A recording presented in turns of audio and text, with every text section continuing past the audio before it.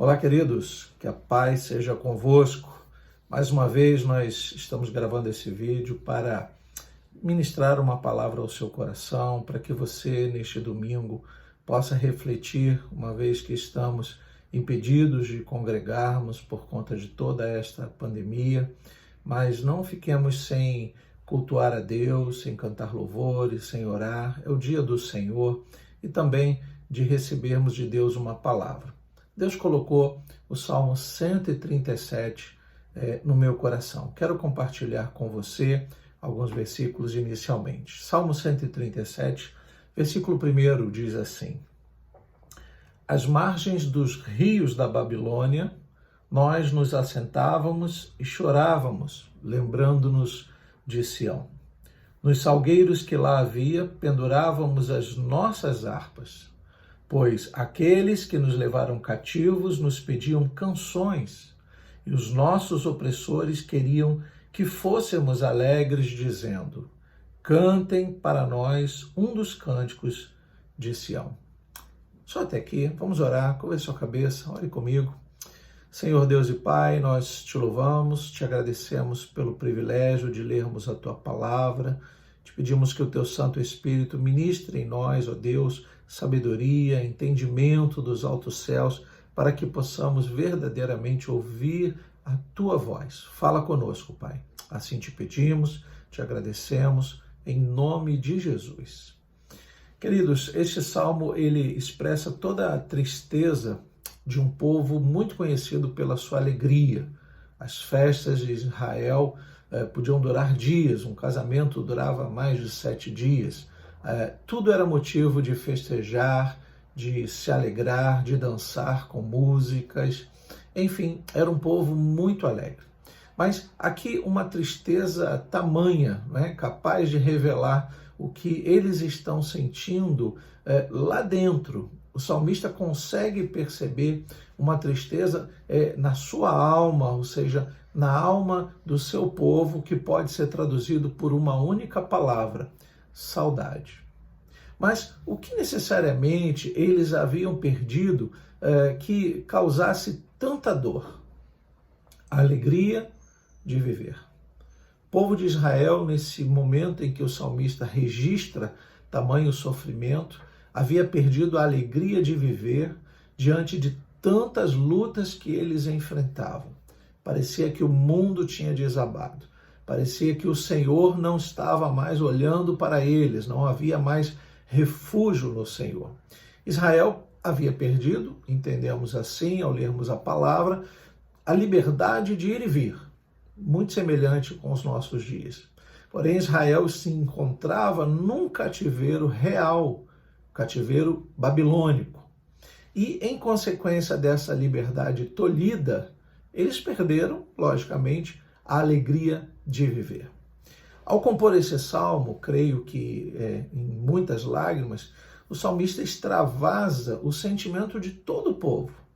Ele consegue não apenas olhar para dentro de si, ele não está expressando apenas o seu sentimento como um compositor de uma canção, o escritor de um poema. Ele está observando um sentimento comum do povo de Israel que está ali no cativeiro, oprimido e vivendo o seu dia mal. E por mais que houvesse entre o povo alguém que conseguisse esconder toda a dor, de uma forma em geral, todos sofriam com aquele mal. Era o momento difícil daquela geração, embasado por duas tristezas distintas. Primeiro, a saudade que sentiam de sua cidade natal, Jerusalém. Era o lugar que tinham para se encontrar com Deus. Segunda tristeza, o escárnio dos inimigos, uma zombaria sem permitir que revidassem. Israel estava vivendo o bullying da sua época, A zombaria, o escárnio de um povo, do povo babilônico contra esse povo de Deus, o Deus de Abraão, Isaque e Jacó. Então, Israel está sofrendo demasiadamente, vamos dizer assim, nessas duas tristezas: a saudade de Jerusalém e a provocação do inimigo. E se tratava, nós podemos dizer, um ardiloso cativeiro, porque em alguns momentos, em algumas circunstâncias, até lhes eram concedidos alguns privilégios. Por exemplo, eles podiam continuar alegres. Eles estavam em cativeiro, mas lemos o texto que eles estavam sentados à beira dos rios da Babilônia, ou seja, não estavam trancafiados numa cela, não é? Eles ainda tinham uma breve liberdade limitada, não é, por um espaço em que podiam sentar à beira dos rios da Babilônia com as suas harpas e, se desejassem, se alegrarem, dançando e cantando. Mas neste momento, exatamente neste momento, através desse texto, e nós vamos ler aqui um versículo que vai clarear isso, nesse momento nós vemos a lucidez de um povo que sabe que nada vai bem.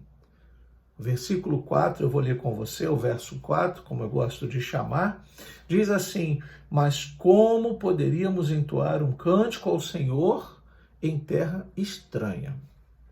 Por mais incrível que pareça, eles não estão anestesiados, mas completamente sãos.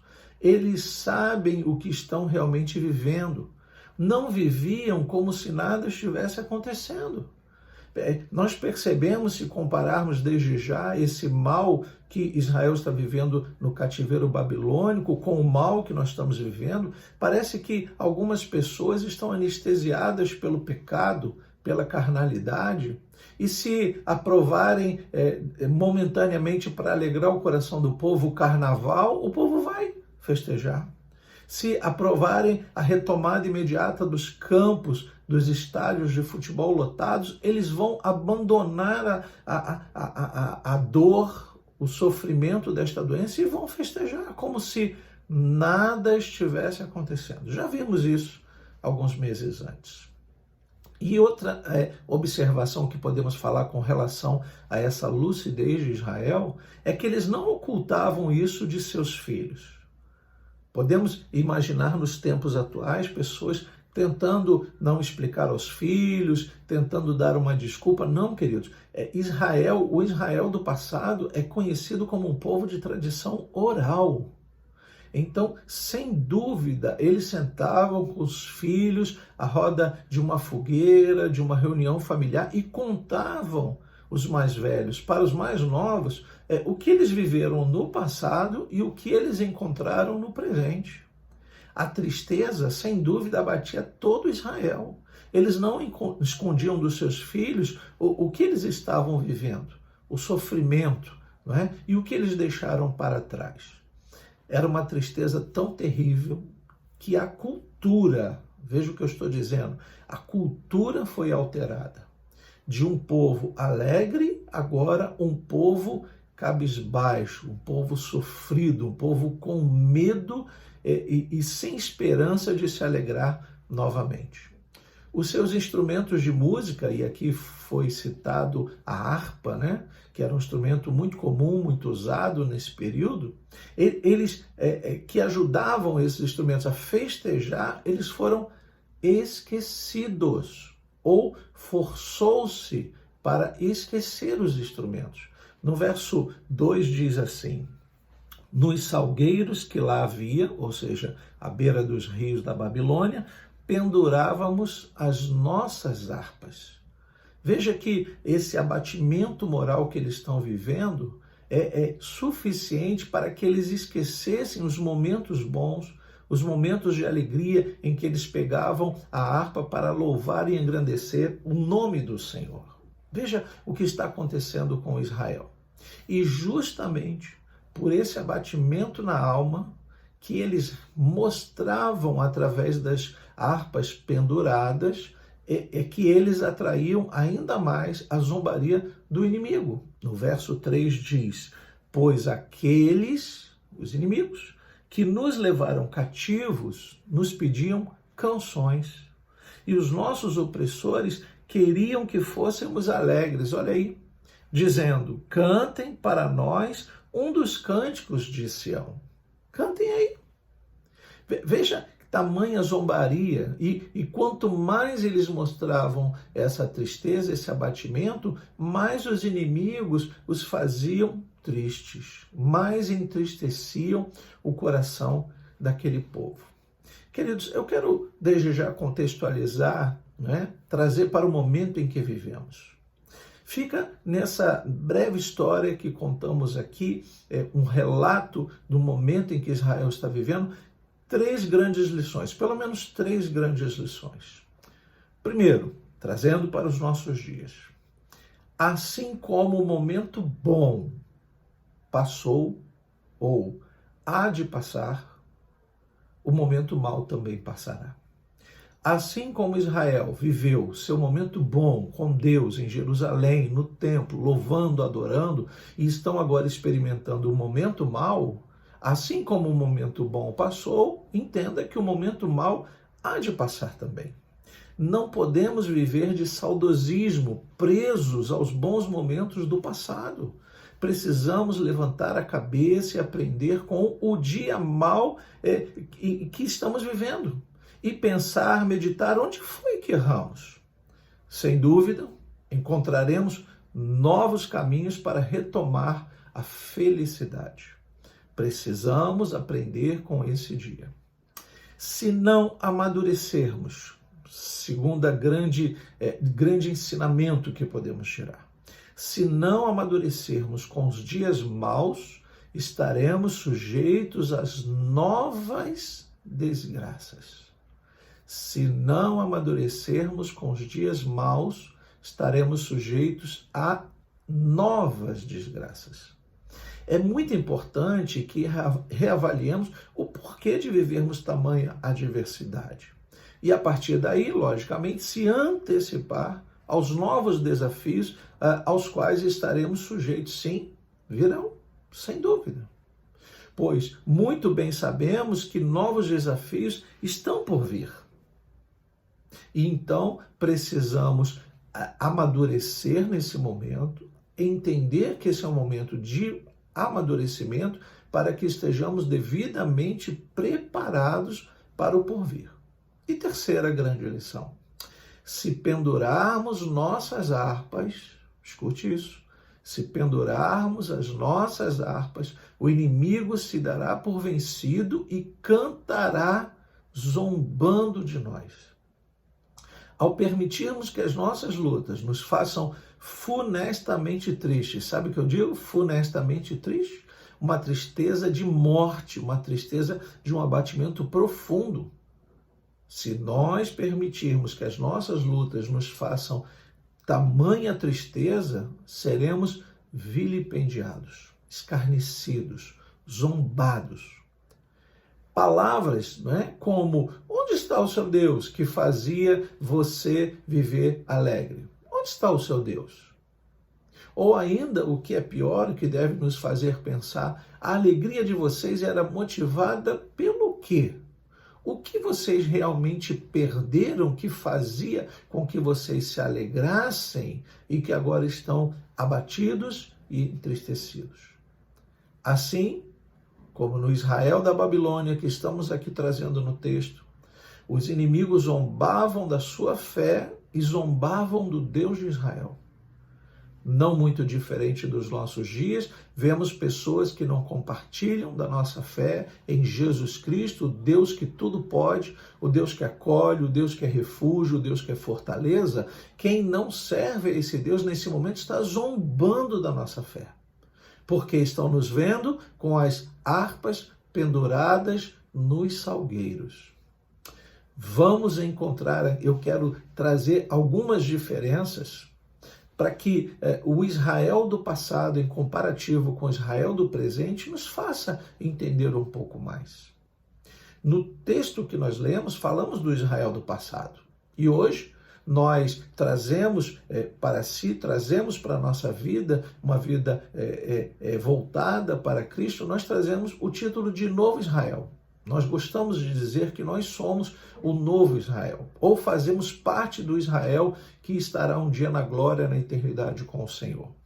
Então, vamos entender sobre o Israel do passado e comparar com o Israel do presente, o Israel de hoje.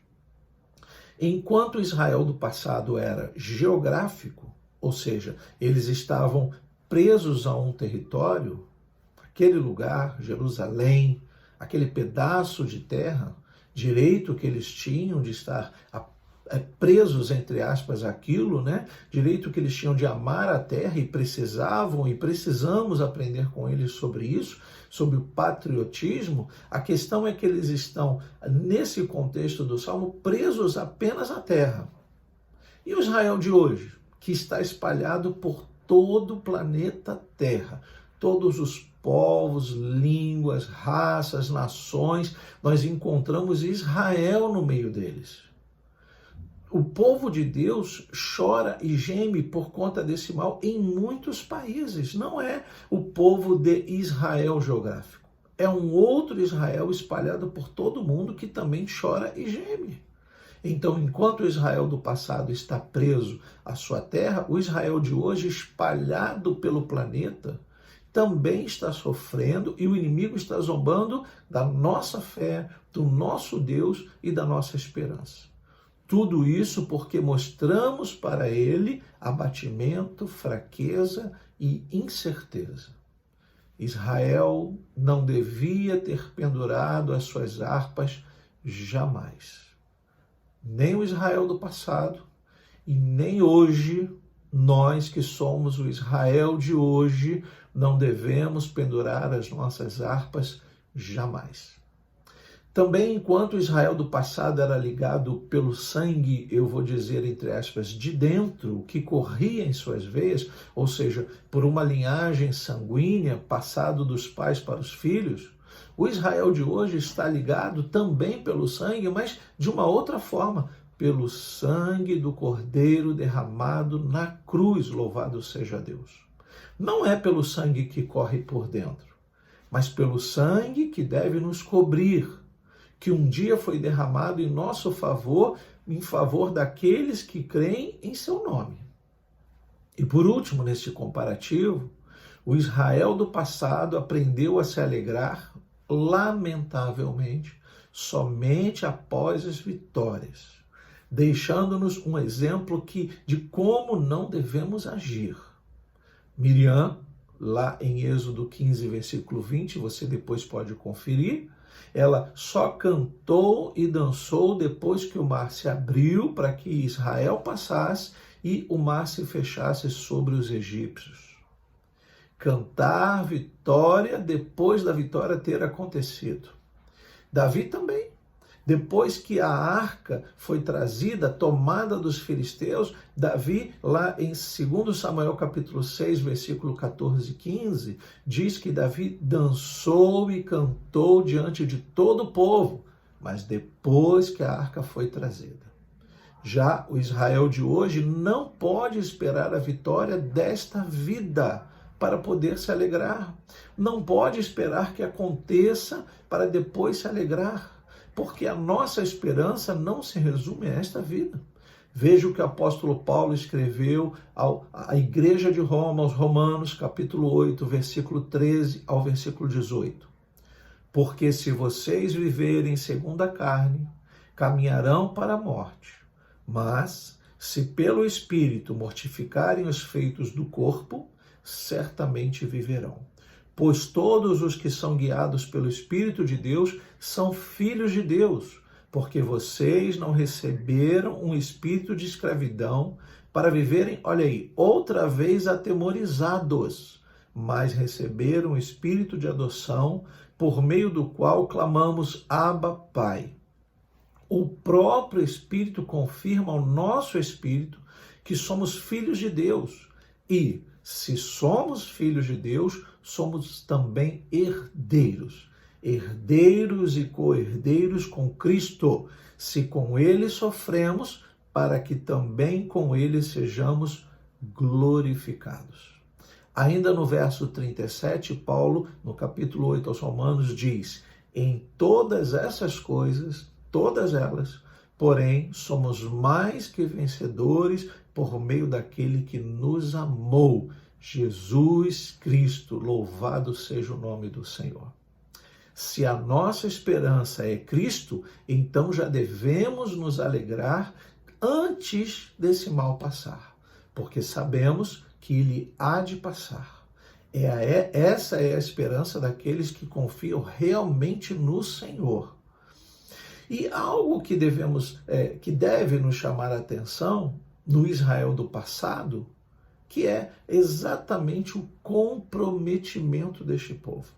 O compromisso que esse povo tem diante de Deus, das coisas de Deus. É quando o salmista, ainda no Salmo 137, no verso 5 e 6, ele diz assim: se eu me esquecer de você, ó Jerusalém, que a minha mão direita se resseque, que a minha língua fique colada ao céu da boca, se eu não me lembrar de você, se eu não preferir Jerusalém à minha maior alegria.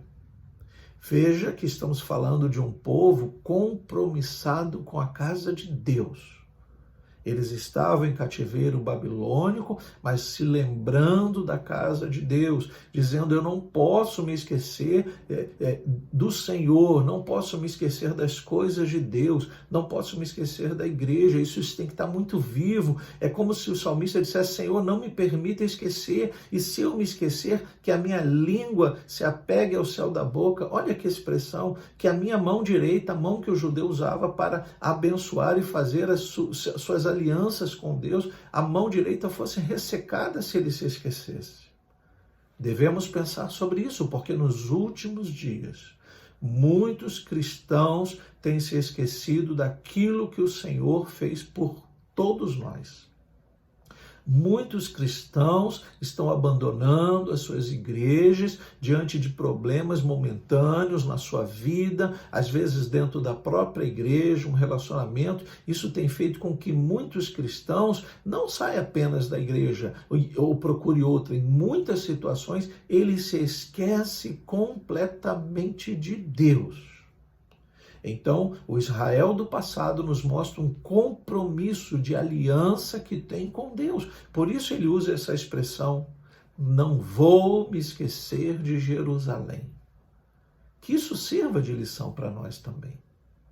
Talvez você até diga, né, sobre este zelo que eu estou citando, que devemos copiar, que para o judeu isso era importante, porque eles faziam da propriedade da terra algo relevante, algo prioritário. Sim, há parte de razão nisso.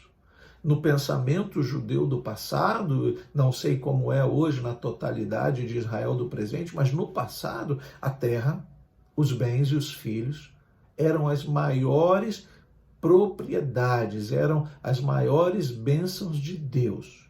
O judeu precisava ter a sua terra, os seus bens materiais e filhos. Se um desses três o judeu não tivesse, é como se ele fosse amaldiçoado por Deus. Porém, não nos esqueçamos, antes de finalizar esse momento e dizer que Israel só estava pensando em Israel por conta da sua terra, ou do seu ouro, ou dos filhos que lá ficaram, não se esqueça que a presença de Deus era o que alegrava o coração de Israel. Por isso eles choravam, sentados, de cabeça baixa, sem a presença do Senhor. Eles não tinham esse entendimento que temos hoje da graça. De onde quer que estejamos falando de Deus, mencionando o Senhor estaria ali conosco de um modo especial, nos abençoando, nos guardando. Como estamos vivendo nos nossos dias, isolados da nossa Jerusalém, mas na nossa casa nós invocamos ao Senhor. Onde estiverem 2 ou 3 reunidos, disse Jesus, em meu nome ali estarei. Então, eles não tinham esse entendimento, mas eles expressavam que sem Jerusalém eles estariam tristes, sem a presença do Senhor. E em consequência disso, eles penduravam as harpas. E os inimigos viam isso. O que lhes restava fazer então diante de tantos problemas, senão desejar a vingança? O salmista também expressa isso aí no Salmo 137, versículos 8 e 9, quando ele diz: Versículo 7 em diante, melhor dizendo. Contra os filhos de Edom, versículo 7, lembra-te, Senhor, do dia em que Jerusalém foi tomada, pois diziam os inimigos, arrasem Jerusalém até os seus alicerces. Esse era o grito do inimigo. Então o salmista continua, filha da Babilônia, você que será destruída, feliz aquele que lhe retribuir o mal que você nos fez.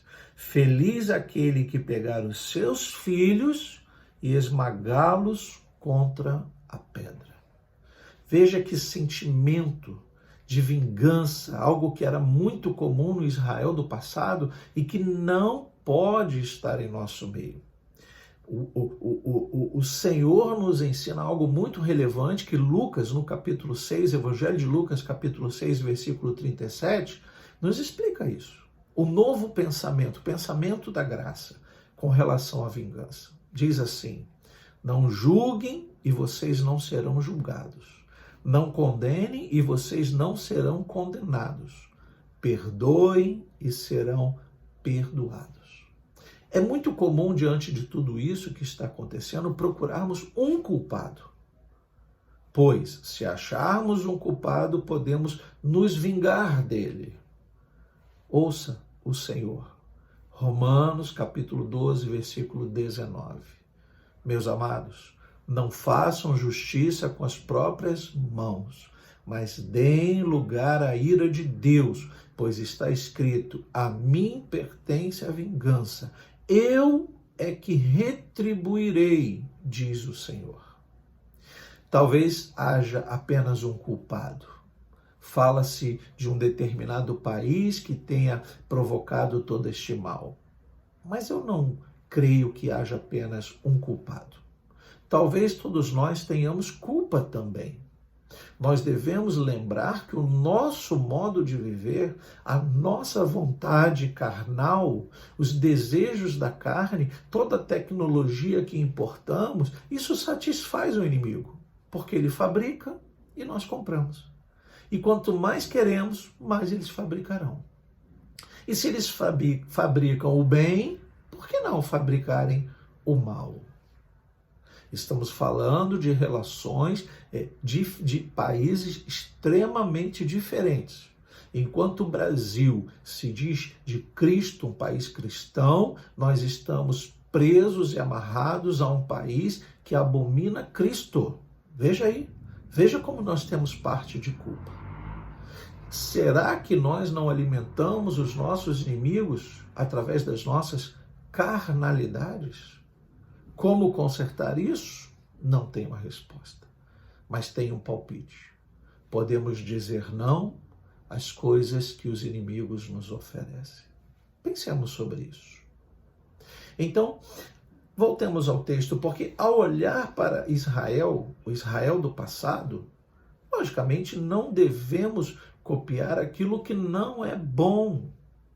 A tristeza, a desesperança, o desejo de vingança, tudo isso não agrada a Deus, não agrada ao Senhor. Antes devemos aprender com os erros do passado, inclusive com os erros do Israel do passado, e não errar como antes. E o principal erro, se pudermos dizer assim, do Israel do passado, foi mostrar o seu medo e a sua insegurança. Ao pendurarem as suas harpas, mostraram a fraqueza de um povo que o Senhor já chamava de vencedor. Lemos Paulo escrevendo aos Romanos o quanto nós somos mais que vencedores em Cristo Jesus. Se somos mais que vencedores, por que um abatimento de tamanha grandeza? Por que pendurar as nossas harpas nos salgueiros da nossa vida? Sentados, chorando, lamentando e pranteando. Assim, independentemente de como você esteja, digo eu, cante louvores ao Senhor. Alegre o seu coração diante das promessas de Deus. Não espere o mal passar para então cantar e dançar. A confiança que temos no Senhor alegra o coração do próprio Deus, daquele que nos criou. E se alegrarmos ao nosso Deus, seremos fortalecidos por Ele. Fantástico! Se nós alegrarmos o coração do nosso Deus, o Senhor nos fortalecerá contra este mal. Então, a confiança que temos no Senhor alegra o coração dele. E se alegrarmos ao nosso Deus, seremos fortalecidos por ele. Agradeça a Deus, ao invés de lamentar, pelo dia de hoje, o dia que ele lhe concedeu, por este domingo do Senhor, que mesmo que esteja impedido de ir a Jerusalém, a casa de Deus, ele te fez levantar, colocar os pés no chão. Independente das circunstâncias, você está vivo. Use a sua vida para louvar e engrandecer o Senhor. Deus lhe concedeu esse dia. E lembre-se que o seu dia deve ser, todos os dias, consagrados ao Senhor. São dias que o Senhor nos concede para nos alegrarmos. É uma alegria do Espírito e não circunstancial. Assim foi dito quando o povo se encontrava muito triste e abatido numa outra situação. Em Neemias capítulo 8, versículo 9 e 10 está escrito: Neemias, que era governador, e Esdras, sacerdote e escriba, e os levitas que ensinavam o povo, disseram a todos: Este dia é consagrado ao Senhor, nosso Deus, e por isso vocês não devem prantear nem chorar. Olha aí. Porque todo o povo chorava ouvindo as palavras da lei. Então lhes disse: vão para casa, comam e bebam o que tiverem de melhor, e mandem porções aos que não têm nada preparado para si, porque este dia, olha aí, é consagrado ao nosso Deus. Portanto, fica aí sublinhado para você: não fiquem tristes, porque a alegria do Senhor é a vossa força. Se alegrarmos o nosso coração, alegraremos o coração do Senhor. E como podemos alegrar o nosso coração, senão na esperança e na confiança que Deus trará vingança contra os inimigos? O Senhor agirá, o Senhor dará novamente a força que o seu povo precisa para cantar, dançar e se alegrar. Mas antes do Senhor dar esta vitória, já devemos nos alegrar no Espírito. Então, fica o resumo de tudo isso que eu lhe disse. Conselho de Deus para a tua vida, pelo Espírito: não pendure a sua harpa jamais. E Deus te fortalecerá. Que o Senhor te abençoe. Quero orar com você. Senhor Deus e eterno Pai, glorificado e exaltado seja o teu santo nome neste dia que o Senhor nos concede. Eu quero te pedir que a tua graça e a tua paz esteja no coração deste irmão, desta irmã, desta pessoa que ouviu a tua voz. Se estão enfraquecidos os seus joelhos, Pai, que eles possam ser fortalecidos por ti. Em breve estaremos de volta à comunhão da igreja, e que os seus filhos se alegrem, que os seus filhos sejam esperançosos diante do teu agir, Pai. Alegra o coração da tua igreja, da tua noiva. Assim, eu te peço a tua bênção sobre eles, em nome de Jesus. E que Deus vos abençoe rica e abundantemente.